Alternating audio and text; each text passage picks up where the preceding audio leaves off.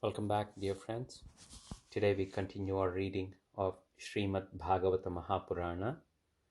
Book 3, Discourse 3, a brief survey of Lord's other exploits. Uddhava continued. Then, in order to afford delight to his parents, Vasudeva and Devaki, the Lord returned to the city of Mathura, accompanied by Baladeva, his elder half-brother. And knocking down Kamsa, the leader of his enemies, from his high seat and killing him, dragged his lifeless body along on the ground. Having learned the Vedas along with the sciences subsidiary to the same, namely grammar, astronomy, phonetics, prosody, etymology, and kalpa, or the science dealing with the ritual and laying down rules for the ceremonial or sacrificial acts, from Sandipini, his preceptor, who recited them to him but once. He restored to him his dead son by the way of preceptor's fee after ripping up the belly of the demon Panchajana and recovering him from Yama's abode. Trampling on those King Sisupala and his associates Jarasandha and others that had been invited on behalf of Princess Rukmini, the daughter of King Bhishmaka of the Vidarbhas, by her comeliness that vied with goddess Lakshmi, or by her elder brother Rukmi, the first two syllables of whose name were identical with the corresponding syllables of her own name, and who stood gazing the Lord, carried her away with the intention of marrying her by mutual consent, knowing her as part manifestation of goddess Lakshmi herself, and as one who had dedicated herself to him to be his own share, even as Suparna, Lord Garuda, carried away the jar containing nectar that had been won by him. Having synchronously tamed as many as 7 bulls, whose nostrils had not been bored through, he married Princess Satya, the daughter of King Nagnajit, at an assembly of suitors called for the election of a husband by the princess. But when the other assembled princes, who were foolish enough to retain a passion for her, even though their pride had been curbed by his superhuman feat, took up arms to contend with him, he disposed of them with his own divine weapons, himself remaining unstaged. Like a henpecked husband, the Almighty Lord took away from Indra's paradise the celestial tree of Parijata for his favorite consort Satyabhama in order to please her, and on this account Indra, the wielder of the thunderbolt, blind with rage, pursued him with his bodyguards consisting of 49 wind guards, for Indra is indeed a toy in the hands of his own wife. Seeing her sons, the demon Naraka, who seemed to swallow the sky with his gigantic body, killed by the Lord's discus, Sudarshana, goddess Earth, prayed to him for mercy when the Lord bestowed on the deceased's son, Bhagadatta, the portion of his kingdom that had not been annexed, and entered the gymnasium in Naraka's palace. Seeing Srihari, Sri Krishna, the befriender of the afflicted,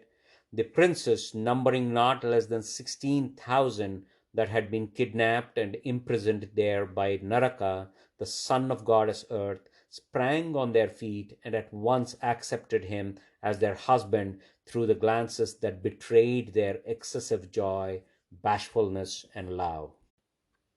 Having assumed by his wonderful divine potency, Yogamaya, an equal number of forms suited to those girls, the Lord accepted their hand with due ceremony at one and the same hour, though in different places.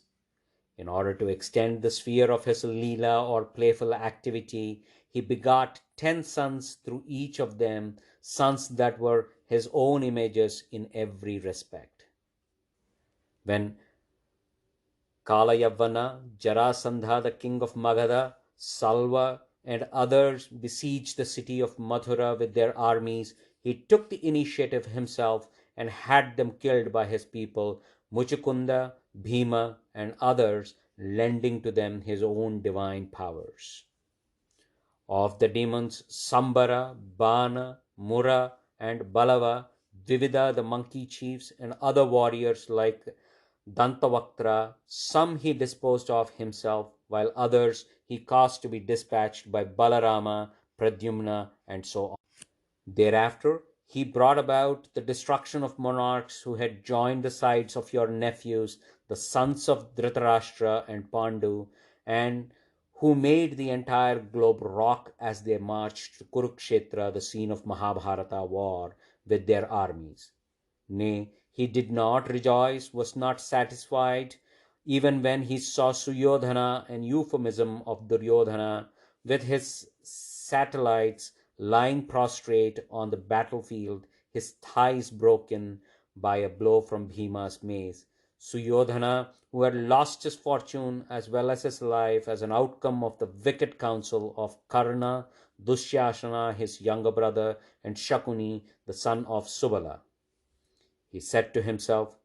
even though the earth has been relieved of a huge burden through the destruction of armies, with a total strength of 18 Akshauhinis at hand of Acharya Drona, Bhishma, it is negligible when compared to the irresistible might of the Yadus, my own kinsmen and prodigies, still flourishing under the protection of my part manifestations, Pradyumna and others. Drunk with wine, when they quarrel amongst themselves, their eyes suffused with blood, that will be the only way of exterminating them and no other.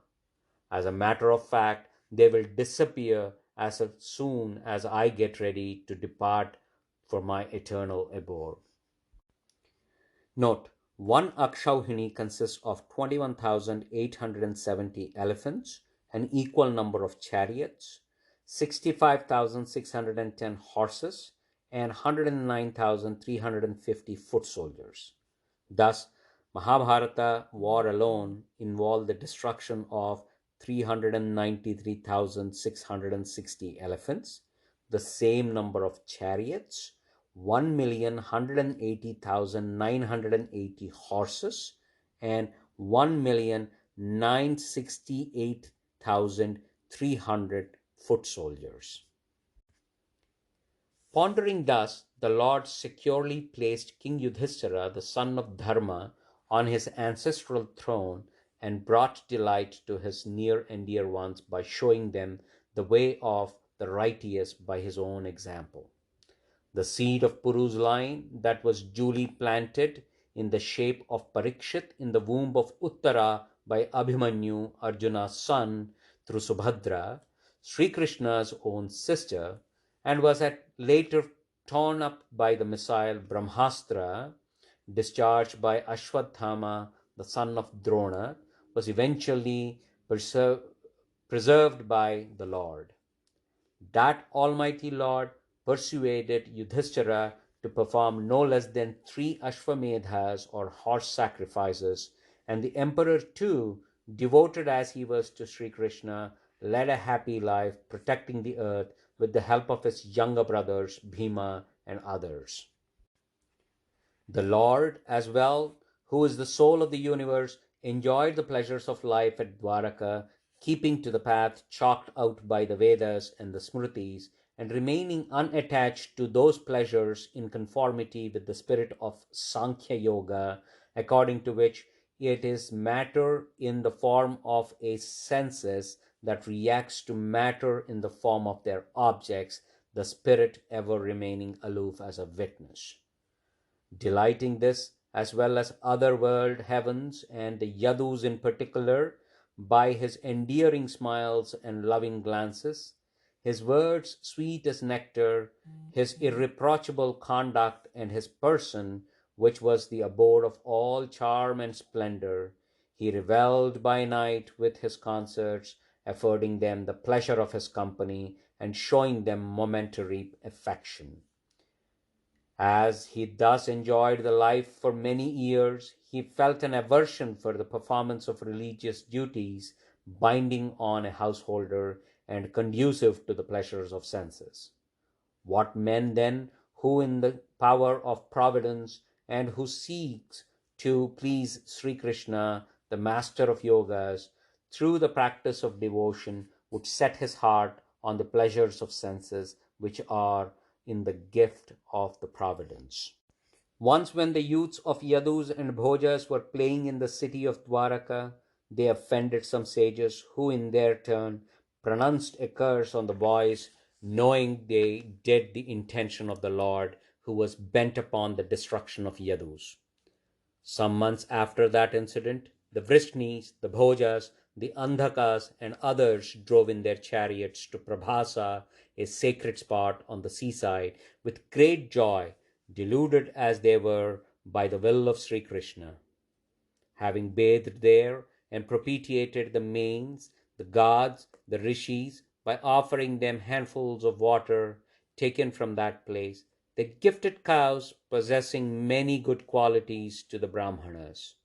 They further gave away to them gold, silver, beds, wearing apparel, deerskins, blankets, palkins, chariots, elephants, unmarried girls, plots of land as means of sustenance, and food containing a variety of tastes, in a spirit of dedication to the Lord. And then those valiant men who lived for the sake of cows and the Brahmanas alone bowed to them with their heads touching the ground.